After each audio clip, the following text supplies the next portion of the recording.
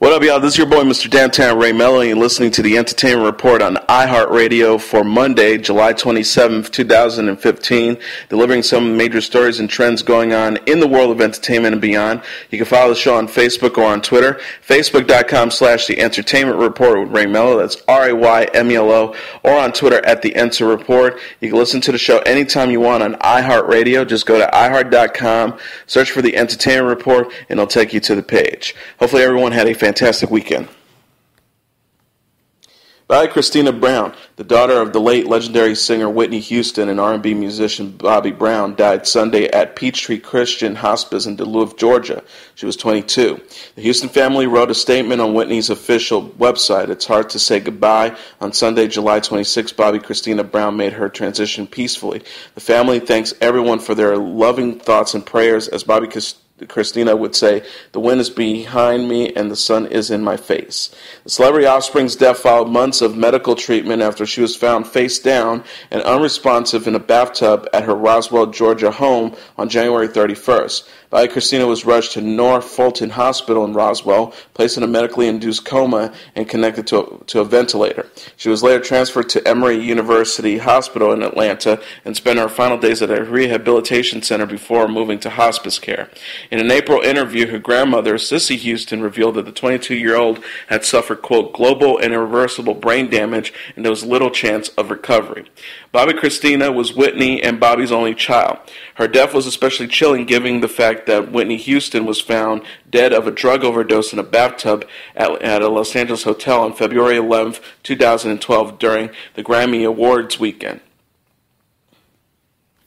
Born on March 4th, 1993, Bobby Christina grew up in the spotlight. She was featured on the Bravo reality series Being Bobby Brown, which offered an inside look at Whitney and Bobby's private lives. Bobby Christina's parents divorced when she was 14 years old, and Houston gained custody of the teenager.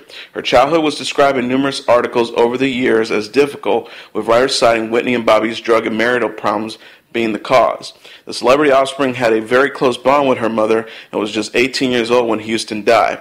The teenager was in the lobby of the Beverly Hilton Hotel when authorities pronounced Houston dead at an upstairs suite.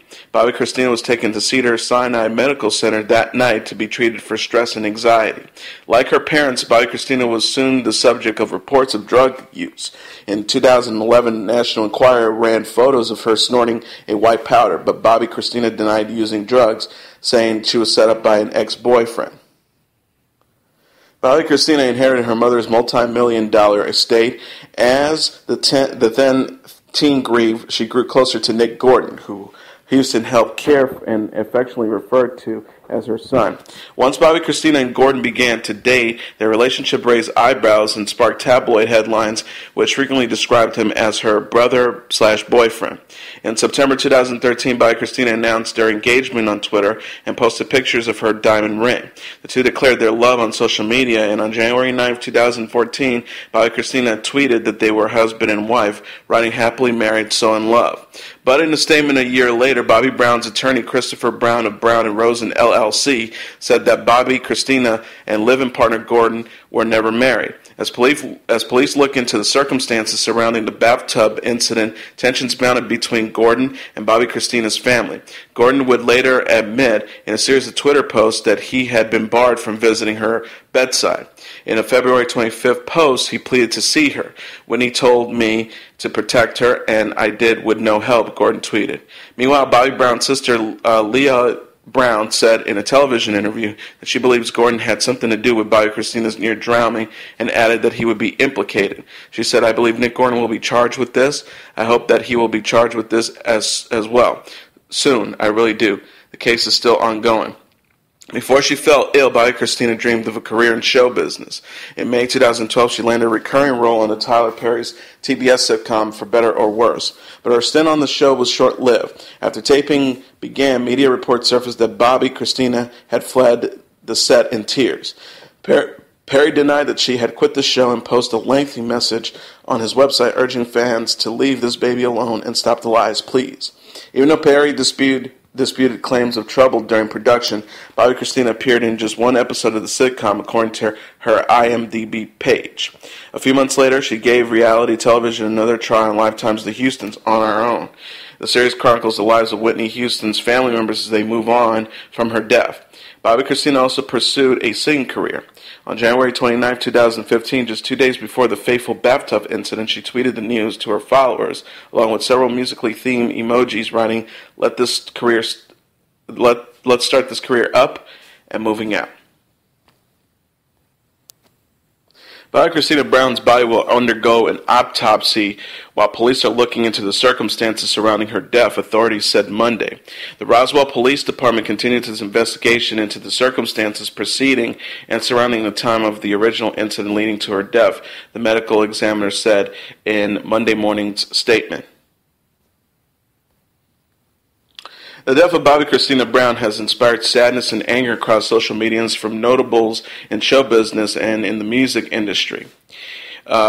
Director Anna DuVernay in her Twitter account said she seems to be caught in the web of celebrity upon arrival. 22 years. A sad end. May the sister have peace now. Oprah Winfrey, who previously interviewed Bobby Christina and Whitney on her eponymous talk show, said, peace at last. Best-selling author Terry McMillan, who wrote the novel and screenplay for Waiting to Exhale, in which Houston starred, called the tragedy a damn shame. # Bobby Christina, I'm saddened and angry. This should have not happened. Many onlookers, including trans journalist Janet Mock, Melissa Rivers, and fashion designer Christian Siriano, shared prayers and heartfelt messages as well. Empire star Taraji P. Henson tweeted, rest in peace, # Bobby Christina. Actress Vivica A. Fox tweeted, R.I.P. # Bobby Christina. My deepest sympathies to your father. # Bobby Brown and your grandma. # Sissy Houston. We'll miss you for sure, darling. Missy Elliott tweeted, my heart is truly heavy. May you rest in peace with your mommy. # Bobby Christina, sending prayers to the Brown Houston family. Carrie Hilson tweeted, rest in peace. # Bobby Brown. Donna Brazel tweeted, may # Bobby Christina rest in everlasting peace. Now, let me play a couple of tunes in celebration of her life. Good night, sweet tweeters. Christian Siriano tweeted, R.I.P. # Bobby Christina. So sad, but I know you and your mother have been finally reunited. Cameron Silver tweeted, # Bobby Christina, R.I.P. It's like a Shakespearean tragedy. This is so sad. Janet Mock tweeted, rest well with your mama. # Bobby Christina. And Brad Goretzky tweeted, heartbroken to hear about the passing of # Bobby Christina. How tragic, so young. May she rest in peace with her beautiful mother. Joe Jackson, the father of the late pop icon Michael Jackson, had a stroke on Sunday while celebrating his 87th birthday in São Paulo, Brazil. He is currently in intensive care. TMZ reported that Jackson was admitted to Albert Einstein Hospital after reportedly waking up Sunday feeling dizzy with no vision. The hospital told the Associated Press that Jackson was admitted on Sunday afternoon and was in intensive care. He also suffers from an irregular heartbeat. The Jackson patriarch has reportedly suffered 3 previous strokes, with the most recent occurring in 2012. Hours before his hospitalization, daughter Janet Jackson posted happy birthday wishes for her father. She tweeted, wishing my father, @Joe5Jackson, a happy birthday. I want to tell the world I love and honor you. The New Yorker released a stunning cover Sunday featuring 35 accusers of Bill Cosby. The July 27th cover article, I'm No Longer Afraid, 35 women tell their stories about being insulted by Bill Cosby and the culture that wouldn't listen, includes tales of abuse related by Cosby's alleged victims, including Louisa Moritz, now 68, who was an actress in 1971 and about to appear on The Tonight Show when she says the comedian opened the door of her dressing room. She said, he never knocked. I knew it was Mr. Cosby. I'd seen his picture. He walked in and closed the door behind me. It went on for maybe 4 or 5 minutes, but it was the longest 5 minutes that I ever experienced, and when they called my name, he ran out. When he walked down the stage and he introduced himself as Louisa Moritz, and then a huge laugh. When they called me to go on stage, I was a zombie. He didn't look at me while we were on the show. I didn't look at him. I just felt him. I was afraid to tell anybody. I knew who Mr. Cosby was, and That prevented me from telling anybody. I felt ashamed. I was embarrassed to be me. The feature appears 1 week after the public release of a deposition by Cosby in which he admits of dosing women with Quaaludes. Victoria Valentino, 72, a former Playboy bunny who claimed she was assaulted by Bill Cosby in 1969, said, "He reached over and he put a pill next to my wine glass. Take this, it'll make you feel better. It'll make us all feel better." The magazine called the 46 women who have come forward to accuse Cosby a sorrowful sisterhood of women united by their dark experiences, steadfast in their resolve to remain silent no more. Cosby's legal team filed legal paperwork on Friday seeking discovery to address legitimate concerns about the true role that accuser Andrea Constant and her attorney Dolores Torini may have played in the public release of defendant's complete deposition in Constant's 2005 sexual assault lawsuit against the comedian. Cosby's attorneys contend that the release of the full deposition, which was obtained and reported by the New York Times, is in violation of confidentiality agreement from the 2006 settlement of Constant's case against Cosby. The papers filed Friday contend that the full deposition was released to the Times by Kaplan, Lehman, and Wolf, and a company hired by Chirini to transcribe Cosby's deposition. Keegan-Michael Key and Jordan Peele will end their Key and Peele run on Comedy Central, with the wrap of its fifth and current season. Comedy Central confirmed Saturday. Peele tweeted Saturday morning, "Don't miss the last 8 episodes," in referencing to the ending of the current season. Key and Peele created and starred in the Comedy Central show, which debuted in 2012. Comedy Central announced in March 2014 that the network is teaming with the pair and creating an animated spin-off based on their Critiquer's Corner, Venda Vion and Mike characters.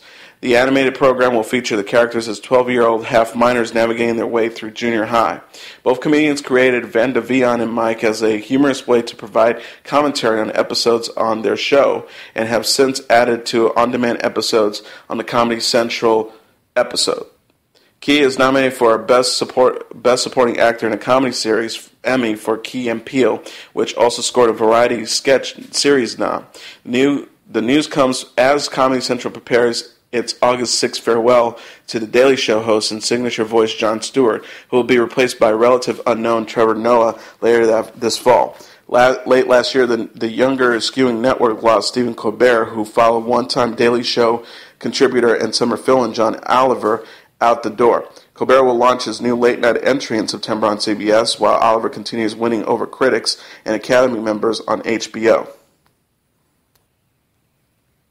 I just hope I get it right. Caitlyn Jenner expressed emotionally in the first few moments of the new E! 8-part docu-series I Am Kate. Caitlyn confessed to feeling an immense amount of responsibility to be a spokesperson for the transgender community. After all, she clarifies, "I have a voice and there are so many people out there that do not." But this first episode isn't about the larger trans community. First, Kate has to introduce herself to her family, starting with her mother Esther and her 2 sisters Lisa and Pam. Luckily, Kate has 2 fun and supportive friends that will be featured on the show: Rhonda, her friend and personal assistant, and Courtney, her devoted hairstylist. When at times Caitlyn Murray struggles with using the newly appropriate pronouns for Caitlyn, her support is clear. She professes to the camera, "I think he's a very good-looking woman," and then later admits to liking Caitlyn's personality better than Bruce's. And of course, a show with Caitlyn would not be complete without her children. And in the off-the-cut moment, Kaylee FaceTimes Caitlyn, and Caitlyn accepts, realizing too late that this will be Kylie's first time seeing Caitlyn. She worries her face is scary to her daughter, but Kylie, still loopy from a trip to the dentist, reassures her, "You're not scaring me, you look pretty." It's definitely an awe-worthy moment for viewers. Soon enough, it's Kim and Kanye's turn to make an appearance at Kate's Malibu estate. The chick couple appear more at ease with Caitlyn. Kanye even tells Kate that what she's doing is incredibly brave, and then branding's about some hyperbulbs, much like Kanye tends to do. But it's the second closest visit that Kim makes to Caitlyn's room where the series takes off. Kate pulls out a Tom Ford dress she's excited to wear and so proud, only to be told, "Kim, Mom has that. Consider that bubble burst." Possible solution? Have Caitlyn show up at the same place as Chris in the same dress, and then you've got the best Who Wore It Best column the tabloid has ever seen. The series takes a more serious turn as Caitlyn shows her mother a story about Kylie Prescott, a young trans person who recently committed suicide. Kate decides to contact the Prescott family and go down to San Diego to show her support. Knowing how vicious photographers can be, Caitlin is forced to change cars 3 times in order to shake the paparazzi that are following her wherever she goes. The last thing that she wants to do is expose a mourning family to photographers out to capture the $250,000 rate for a shot of Caitlin. The Prescott family welcomes Caitlin into their home and discuss that even with the support of family and friends, the life of a transgender teen is still a huge struggle. Caitlin relates and reveals to the camera that she too once had contemplated suicide. Kyler's mom then invites Caitlin to a ceremony to pay tribute to Kyler, where friends gather to release balloons. The episode ends with Caitlin vowing to help in whatever way she can with transgender issues like violence, suicide, and transitioning. I'm Kate airs Sunday on E! At 8 p.m. Showtime's Happy-ish will not be coming back. The premier cable network has canceled the freshman comedy after 1 season, The Hollywood Reporter has learned. Happy-ish, created, written, and executive produced by This American Life's contributor and first-time runner Shalom Auslander, has a particularly long and challenged road to screen, with stars Philip Seymour Hoffman passing away just weeks after wrapping the series' pilot. After an excessive casting surge during the latter part of 2014, veteran actor Stephen Coogan stepped in to replace the late star in the dark satirical dramedy. Showtime CEO David Nivens, for whom Happy-ish was a passionate project, initially wowed critics with the clip of the Seymour pilot at TCA, with many declaring the series and the late actor an Emmy shoo-in. Following the actor's death, the comedy was repiloted with only a few of the show's original stars, led by Kathryn Hahn, returning. The new cast was filled out by Bradley Whitford and Ellen Barkin. Nevins told The Hollywood Reporter in April, "If it had just been a pilot, I probably would have thrown in the towel." The executive was sitting on 5 additional episodes of 10 that Auslander already had written, and he found himself hooked. "I love the idea of a show about that moment in midlife, mid-career, when you say, is it all worth it? These kind of comedies don't grow on trees." The series, which was first sold to Showtime in the fall of 2011 as Pigs in Shit, launched this spring to just 430,000 total viewers and mixed reviews in. Most recently, it failed to break into the Emmy raid, where other Showtime series, including Episodes, Homeland, and Outgoing Vet Nurse Jackie, were rewarded. Nevins has long been patient with soft ratings, provided the cabler's original script fair cuts through with the critics of award voters.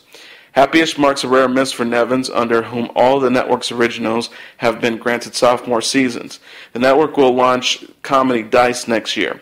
Additionally, Showtime is reworking its Cameron Crowe comedy pilot, Roadies, to potentially join a half-hour lineup that already houses Episodes and House of Lies. Chris Brown finally left the Philippines and performed at a nightclub in Macau, but not without last-minute complications at the end of the 3-day ordeal. The 26-year-old R&B artist sang at a packed concert in Manila on Tuesday, then wasn't able to leave because a fraud complaint was filed against him and a promoter for a canceled concert last New Year's Eve. In a series of social media postings during the delay, most of them since deleted, he said, "I've done nothing wrong," expressed frustration over being stranded, and pleaded to be allowed to leave. Late Friday afternoon, Brown was able to obtain a departure clearance from Immigration Bureau. Before boarding his private jet, he invited Filipinos to join him in a party in Macau.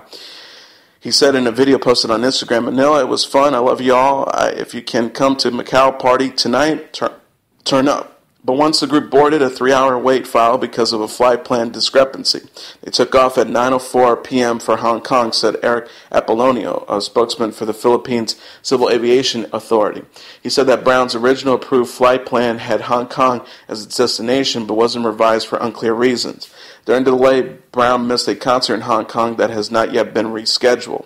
In a later Instagram video, Brown called Macau's popping in an apparent celebration of his arrival. He said he returned to Manila to make up the canceled New Year's Eve concert. The initial performance was to be at the 55,000-seat Philippine Arena, operated by a corporation owned by the politically influential Iglesia en Cristo religious group. Only 2 days after the release of Janet Jackson's remix to No Sleep featuring J. Cole, the legendary singer released a chilling official music video for her single. In the music video, directed by David Myers, Jackson is seen roaming through her house reminiscing of a love while it's pouring outside. Cole comes in midway, sitting beside her and at times singing to her. She isn't shy to flash her signature smile throughout the time he's spitting his love-struck bars. The No Sleep will be featured on Janet Jackson's upcoming album slated for a fall release. Jackson said as the caption on the video's YouTube page, "I hope you enjoy watching this as much as we have enjoyed making it." As one of 3 composers of Always on My Mind, Wayne Carson Thompson watched Elvis Presley made it a top 20 hit on the Hot 100 in 1972, but with Willie Nelson's recording of the song a decade later, Thompson's name was written in the history books as one of the greatest songwriters of the past 50 years. Thompson died July 20th of a congested heart failure in Franklin, Tennessee, leaving behind a long career that included a number of country and pop classics. He was 72. His parents were professional musicians. The family moved to Springfield, Missouri when they found work at KWTO Radio. Inspired by Merle Travis, Thompson picked up the guitar during his teen years and eventually began writing songs. One of those compositions, Somebody Like Me, would find its way to Chet Atkins and RCA Victor. The producer played the song to Eddie Arnold, who liked it on its first listen but thought it was too short. Arnold called a young tunesmith and asked him to write another verse. Thompson did, and Arnold took the song to number 1 on the Billboard country charts in 1966.